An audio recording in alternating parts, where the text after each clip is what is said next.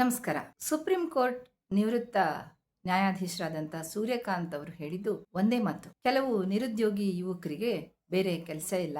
ಅವರು ಇದ್ದಕ್ಕಿದ್ದ ಹಾಗೆ ಸಾಮಾಜಿಕ ಮಾಧ್ಯಮಗಳಲ್ಲಿ ಪತ್ರಕರ್ತರಾಗಿ, ಸಾಮಾಜಿಕ ಕಾರ್ಯಕರ್ತರಾಗಿ, ಮಾಹಿತಿ ಹಕ್ಕು ಹೋರಾಟಗಾರರಾಗಿ ಎಲ್ಲರ ಮೇಲೆ ದಾಳಿ ಮಾಡೋದಕ್ಕೆ ಶುರು ಮಾಡ್ಬಿಡ್ತಾರೆ. ಇದನ್ನ ಅವರು ತಮ್ಮ ವೃತ್ತಿಯಲ್ಲಿರುವಂತಹ ಯಾವುದೋ ಒಂದು ಕಾನೂನಾತ್ಮಕ ಸಂಘರ್ಷದ ಪ್ರಸ್ತಾಪದಲ್ಲಿ ಹೇಳುವಂತಹ ಮಾತು.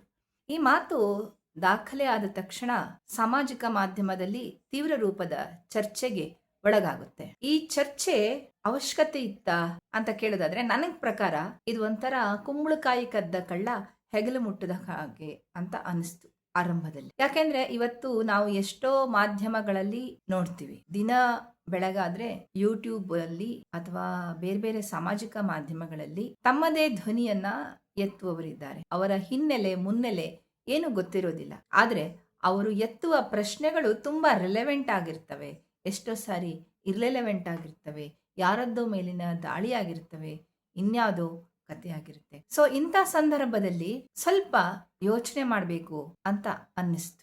ಆದ್ರೆ ಈ ವಿಷಯದ ಗಂಭೀರತೆಯನ್ನ ಸುದೀರ್ಘವಾಗಿ ಅಧ್ಯಯನ ಮಾಡಿದಾಗ ನನಗನ್ಸಿದ್ದು, ಎಸ್, ಈ ಮಾತು ತುಂಬಾ ನೆಗ್ಲೆಕ್ಟ್ ಮಾಡುವಂಥದ್ದಲ್ಲ, ಗಂಭೀರವಾಗಿ ತೆಗೆದುಕೊಳ್ಬೇಕಾದಂಥದ್ದು. ಯಾಕಂದ್ರೆ ಈ ಮಾತಿದೆಯಲ್ಲ, ಇದು ಅಂತಿಂತ ಮಾತಲ್ಲ, ಇದು ಪ್ರಶ್ನೆ ಕೇಳುವವರು ಇರಬಾರದು, ಪ್ರಶ್ನೆಯನ್ನ ಕೇಳಲೇಬಾರದು ಅನ್ನುವ ವ್ಯವಸ್ಥೆಯ ಒಂದು ಧ್ವನಿ. ಈ ಧ್ವನಿ ಇವತ್ತು ಹೆಚ್ಚಾಗ್ತಾ ಇದ್ದ ಹಾಗೆ ಯುವಜನಾಂಗದಲ್ಲಿ ಒಂದು ಅಸಹನೆ, ಅಸಮಾಧಾನ, ಸಿಟ್ಟು ತೀವ್ರಗೊಳ್ತಾ ಇದೆ. ಯಾಕೆ ನಾವು ಪ್ರಶ್ನೆ ಮಾಡಬಾರದು? ನಿಮ್ಮ ಧ್ವನಿ ಅಡಗಿಸುವ ಈ ಹುನ್ನಾರಕ್ಕೆ ನಾವು ಯಾಕೆ ಬಲಿಯಾಗಬೇಕು? ನಾವು ಇನ್ನಷ್ಟು ಎಚ್ಚೆತ್ತುಕೊಂಡು ಇನ್ನಷ್ಟು ಧ್ವನಿಯನ್ನ ಎತ್ತುತ್ತೀವಿ, ಪ್ರಶ್ನೆಗಳನ್ನ ಕೇಳ್ತೀವಿ ಅಂತ ಇವತ್ತಿನ ಯುವ ಜನಾಂಗ ಎಚ್ಚೆತ್ತುಕೊಂಡು ಇನ್ನಷ್ಟು ಪ್ರತಿಭಟಿಸೋದಕ್ಕೆ ಶುರು ಮಾಡ್ತು. ಅದರ ಭಾಗವಾಗಿ ಕೆಲವಷ್ಟು ಜನರು ಇದು ನಿರುದ್ಯೋಗಿಗಳು ಅಥವಾ ಈ ತರ ಧ್ವನಿಗಳ ಅವಮಾನ ಅಂತ ಭಾವಿಸಿದ್ರೆ, ಇನ್ನು ಕೆಲವರು ಇದು ವ್ಯವಸ್ಥೆಯೊಳಗಿನ ಅಸಹನೆಯ ಪ್ರತಿಬಿಂಬ ಅಂತ ಅವಲೋಕನ ಮಾಡಿದ್ರು. ಇನ್ನು ಕೆಲವರು ಇದನ್ನೇ ತಮ್ಮ ಪ್ರತಿರೋಧದ ಅವಕಾಶವನ್ನಾಗಿ ಬಳಸಿಕೊಂಡ್ರು. ಅವುಗಳಲ್ಲಿ ಒಂದು ಮುಖ್ಯವಾದ ಧ್ವನಿ ಈ ಕಾಕ್ರೋಚ್ ಜನತಾ ಪಾರ್ಟಿ .org ಅನ್ನುವಂತಹ ವೆಬ್ಸೈಟ್ ಅನ್ನ ಅಭಿಜಿತ್ ದೀಪ್ಕೆ ಅವರು ಸ್ಟಾರ್ಟ್ ಮಾಡ್ತಾರೆ ಮೇ 16ರಂದು. ಇದಕ್ಕೆ ವ್ಯಾಪಕವಾದ ಪ್ರತಿಕ್ರಿಯೆ ಬಂದು ಸುಮಾರು 1,72,00,000 ಜನ ಕೇವಲ ಒಂದು ವಾರದೊಳಗಡೆ ಫಾಲೋವರ್ಸ್ ಆಗ್ಬಿಡ್ತಾರೆ. ಇದು ಜಗತ್ತಿನ ಅತಿ ದೊಡ್ಡ ಪಾರ್ಟಿ ಅಂತ ಕರೆಸಿಕೊಳ್ಳುವ ಬಿಜೆಪಿಯ ಫಾಲೋವರ್ಸ್ ಗಳಿಗಿಂತ ದ್ವಿಗುಣವಾಗಿರುತ್ತೆ, 2 ಪಟ್ಟಾಗಿರುತ್ತೆ. ಈ ಒಂದು ಧ್ವನಿಯನ್ನ ಹತ್ತಿಕ್ಕುವ ಇನ್ನೊಂದು ಮುಖ, ಇದರ ಒಂದು ಖಾತೆಯನ್ನೇ ತೆಗೆಸಲಾಗುತ್ತೆ ಎಕ್ಸ್ ಇಂದ. ಈ ಒಂದು ಸಂದರ್ಭದಲ್ಲಿ ಮತ್ತಷ್ಟು ಧ್ವನಿ ದ್ವಿಗುಣಗೊಳ್ಳುತ್ತೆ. ತಾವೇ ಹೇಳಿಕೊಳ್ಳುವ ಹಾಗೆ ಕಾಕ್ರೋಚ್ ಜನತಾ ಪಾರ್ಟಿ ಅಂದ್ರೆ, ನಾವು ಎಷ್ಟೇ ನೀವು ಸುಮ್ಮನಾಗಿಸಿ ನಾವು ಸುಮ್ಮನಾಗೋದಿಲ್ಲ, ನಾವು ಎಂತಹ ಹ್ಯುಮಿಲಿಯೇಷನ್, ಎಂಥ ಅವಮಾನ, ಎಂಥ ಮಾತುಗಳನ್ನು ಕೇಳಿದ್ರು ಕೂಡ ನಮ್ಮ ಧ್ವನಿ ಬಂದಾಗೋದಿಲ್ಲ. ನಾವು ಬದುಕಿಯೇ ಬದುಕ್ತೀವಿ, ನಮ್ಮ ಧ್ವನಿಯನ್ನ ಉಳಿಸ್ಕೊಳ್ತೀವಿ, ಜೊತೆಗೆ ವ್ಯವಸ್ಥೆಯ ವಿರುದ್ಧ ಪ್ರಶ್ನೆಯನ್ನ ಕೇಳ್ತೀವಿ.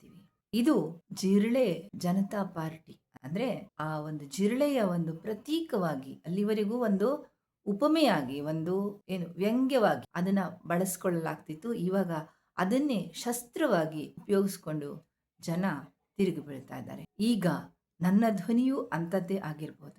ಯಾಕೆ ಇದು ಪ್ರಸ್ತುತತೆ? ಇವತ್ತಿನ ಹೋರಾಟ ನೋಡಿದ್ರೆ 1975ರ ತುರ್ತು ಪರಿಸ್ಥಿತಿಯ ನಂತರ ಇಷ್ಟು ಪ್ರಮಾಣದಲ್ಲಿ ಜನ ಸಂಘಟಿತವಾಗಿ ನಿಲ್ತಾ ಇರೋದು ಒಂಥರ ಆಶಾದಾಯಕ. ಆದ್ರೆ ಇದೇ ಸಂದರ್ಭದಲ್ಲಿ ಇಂತಹ ಚಳವಳಿಗಳು, ಇಂಥ ಆಂದೋಲನಗಳು ಎಷ್ಟು ದಿವಸ ಉಳಿತವೆ? ಕೇವಲ ಸಿಟ್ಟು ಬಂದಾಗ, ವ್ಯಂಗ್ಯಕ್ಕೆ ಉತ್ತರ ಕೊಡುವಾಗ ಅಥವಾ ಈ ತರ ಅವಮಾನ ಆದಾಗ ಮಾತ್ರ ಎದ್ದು ನಿಲ್ಲುತ್ತವ ಈ ಧ್ವನಿಗಳು? ಅಥವಾ ಒಂದು ತತ್ವ, ಸಿದ್ಧಾಂತ, ಒಂದು ದೂರದರ್ಶಿತ್ವ, ನಾಯಕತ್ವ ಇವುಗಳಿಂದ ಬೆಳೀತಾ ಹೋಗುತ್ತಾ? ಇದ್ರ ಬಗ್ಗೆ ನನಗೆ ಕುತೂಹಲ ಇದೆ. ಈ ಕುತೂಹಲಕ್ಕೆ ಸಮಯ ಬೇಕು, ಎಷ್ಟರ ಮಟ್ಟಿಗೆ ಸಾಕಾರ ಆಗುತ್ತೆ ಅಂತ. ಇವ್ರು ಸರ್ಕಾರಕ್ಕೆ ಬಂದ್ರೆ ಏನ್ ಮಾಡ್ತಾರೆ ಅಂತ ಹೇಳಿದ್ದು ಬಹಳ ಮಹತ್ವ ಅಂತ ಅನಿಸ್ತು ನನಗೆ. ಅದರಲ್ಲಿ ಮುಖ್ಯವಾಗಿದ್ದು, ಇವತ್ತಿನ ಆಡಳಿತಾರೂಢ ಯಾವ ಸರ್ಕಾರ ಇದೆ, ಆ ಸರ್ಕಾರ ತನ್ನ ಕೇಂದ್ರದಲ್ಲಿರುವಂತಹ, ತನ್ನ ಕೈಯಲ್ಲಿರುವಂತಹ ಸ್ವಾಯತ್ತ ಸಂಸ್ಥೆಗಳನ್ನ ತನ್ನಡಿಗೆ ತೆಗೆದುಕೊಂಡು ಅವುಗಳನ್ನ ಬಳಸೋದನ್ನ ಇದು ವಿರೋಧಿಸುತ್ತೆ, ಅದನ್ನ ನಿಲ್ಲಿಸುತ್ತಂತೆ. ಆಮೇಲೆ ಮಹಿಳಾ ಮೀಸಲಾತಿಯ ಹೆಸರಲ್ಲಿ ಏನು ಕ್ಷೇತ್ರ ಪುನರ್ವಿಂಗಡಣೆ ಬರ್ತಾ ಇದೆ ಅದನ್ನ ನಿಲ್ಲಿಸಿ ಕ್ಷೇತ್ರ ವಿಂಗಡಣೆ ಇಲ್ಲದೆ ಈಗಿರುವ ಕ್ಷೇತ್ರಗಳಲ್ಲೇ 50% ಮಹಿಳಾ ಮೀಸಲಾತಿಯನ್ನ ಜಾರಿ ಮಾಡುತ್ತಂತೆ. ಭ್ರಷ್ಟಾಚಾರವನ್ನ ಎಕ್ಸ್ಟ್ರಾ ಲೆಕ್ಕ ಅಂತ ಬರೀದೆಲೆ ಯಾವುದೇ ಸಂಸ್ಥೆಗಳನ್ನ ತನ್ನ ಕೆಲಸಗಳಿಗೆ ಬಳಸದಲೆ ಪಕ್ಷಾಂತರ ಮಾಡುವಂತದ್ದನ್ನ ಪೂರ್ತಿಯಾಗಿ ನಿಷೇಧ ಮಾಡುವ ಹೆಜ್ಜೆಯನ್ನ ಇಡುತ್ತಂತೆ. ಯಾರು ಪಕ್ಷಾಂತರ ಮಾಡ್ತಾರಲ್ಲ ಅವರಿಗೆ 16 ವರ್ಷ ಎಲೆಕ್ಷನ್ ಬಿಟ್ಟು ರಾಜಕೀಯದಲ್ಲೇ ಇರಬಾರದು ಅನ್ನುವಂತಹ ಕಾನೂನನ್ನ ತರುತ್ತಂತೆ. ಇವೆಲ್ಲ ಬಂದ್ರೆ ಮಾರ್ವೆಲಸ್ ಅಂತ ನಂಗನಿಸ್ತು. ಯಾಕೆ ಗೊತ್ತಾ, ಇವತ್ತು ಪಕ್ಷಾಂತರ ಮಾಡಿ ಆಪರೇಷನ್ ಕಮಲ ಇನ್ನೇನೋ ಅನ್ನಿ ಅದನ್ನ ಮಾಡಿ ಸರ್ಕಾರ ಇಡೀ ದೇಶದಲ್ಲಿದೆ ಅಂತ ಹೇಳಲಾಗುತ್ತೆ.